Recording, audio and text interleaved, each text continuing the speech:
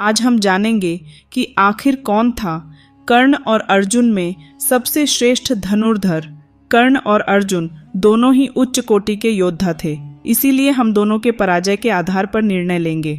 चलिए पहले कर्ण के पराजय के बारे में बात करते हैं। महारथी कर्ण। द्रोणाचार्य, परशुराम और कृपाचार्य इन तीनों के शिष्य थे।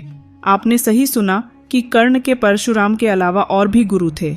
महाभारत के कर्ण पर्व में साफ वर्णित है कि गुरु द्रोण ने कर्ण को शिष्य के रूप में स्वीकार किया था, पर उन्होंने कर्ण को ब्रह्मास्त्र का ज्ञान नहीं दिया था। इसीलिए कर्ण परशुराम जी से शिक्षा प्राप्त करने के लिए परशुराम जी के आश्रम चले गए।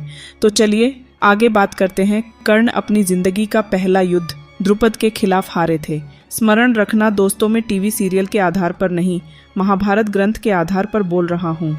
वेदव्यास रचित महाभारत में साफ साफ वर्णित है कि कर्ण भी कौरवों के साथ युद्ध में गए थे और उसे वहां हार का सामना करना पड़ा था। कर्ण का दूसरी बार पराजय द्रौपदी स्वयंवर में हुआ था, जब अर्जुन ने मछली की आंख पर निशाना लगाया था। तभी कर्ण और अर्जुन के बीच युद्ध हुआ था, जिसमें कर्ण का पराजय हुआ था। कर्ण का तीसरी बार पराजय पांडवों के वनवास काल के समय हुआ, जब वो चित्रसेन के बाणों से घायल होकर भाग गया। तब अर्जुन ने चित्रसेन को हराकर दुर्योधन को बचाया था। काफी लोग कहते हैं कि कर्ण ने मदिरा पिया था, इसलिए वो होश में नहीं था, नहीं तो चित्रसेन को आसानी से हरा देता। पर दोस्तों, महाभारत में कर्ण के मदिरा पीने का तो वर्णन है, लेकिन कर्ण के नशे में होने का कोई वर्णन नहीं है। कर्ण अपने होशो हवास में युद्ध कर रहा। लगभग सभी गंधर्वों को कर्ण ने हरा ही दिया था, लेकिन जब चित्रसेन ने मोहस्त्र का प्रयोग करके भ्रम उत्पन्न किया, तब कर्ण पराजित हुआ। पर कर्ण के नशे में होने का कहीं उल्लेख नहीं है। महारथी कर्ण की अगली पराजय तब हुई जब उनका सामना विराट युद्ध में अर्जुन से हुआ। उस समय अर्जुन के बाण से मूर्छित होकर उसे भाग जाना ही उचित लगा। महाभारत में वर्णित है, कर्ण ने भीम और युधिष्ठिर को कई बार हराया, पर एक बार भीम और युधिष्ठिर ने भी कर्ण को पराजित किया था। कुछ लोग बोलेंगे, कैसी बात करती हो भला, कर्ण को भीम कैसे पराजित कर सकता है। मैं उनसे इतना ही कहना चाहती हूँ कि कभी जाकर महाभारत भी पढ़ो। टीवी सीरियल मनोरंजन के लिए होते हैं, अपना टीआरपी बढ़ाने के लिए मेकर्स कुछ भी दिखा देते हैं। आप लोग उन्हें सच क्यों माने बैठे हो।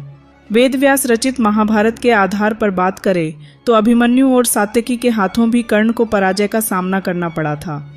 यहाँ तक कि सात्यकी ने बहुत बुरी तरह कर्ण को घायल कर दिया था। अर्जुन के हित के लिए सात्यकी ने कर्ण को जीवित छोड़ दिया था।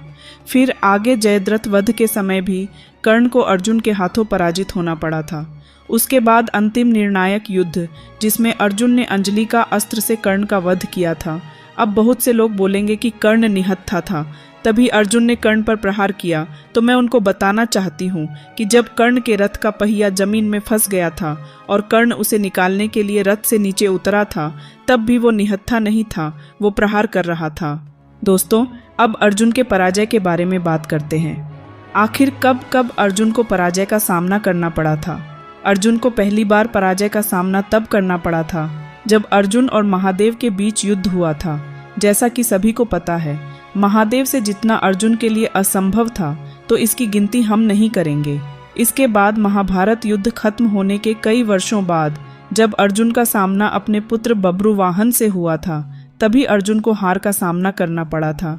इसके बाद जब अर्जुन का सामना अहीर लुटेरों से हुआ था, तब भी अर्जुन को पराजय का सामना करना पड़ा था, क्योंकि तभी कलयुग का प्रारंभ हो गया था और श्री कृष्णा बैकुंठ चले गए थे। अर्जुन के किसी भी अस्त्र शस्त्र का प्रभाव उन अहीर लुटेरों पर नहीं हो रहा था। इतना ही नहीं, स्वयं महादेव और श्री कृष्ण ने भी अर्जुन के बारे में बोला था, अर्जुन को पराजित करना असंभव है। जिस निवात कवच राक्षसों को रावण पूरे सेना के साथ भी नहीं हरा पाया था, उस 3 लाख निवात कवच राक्षसों को अकेले अर्जुन ने हरा दिया था। आपको अर्जुन और कर्ण में सबसे ज्यादा शक्तिशाली योद्धा कौन लगा, हमें कमेंट में जरूर बताएं।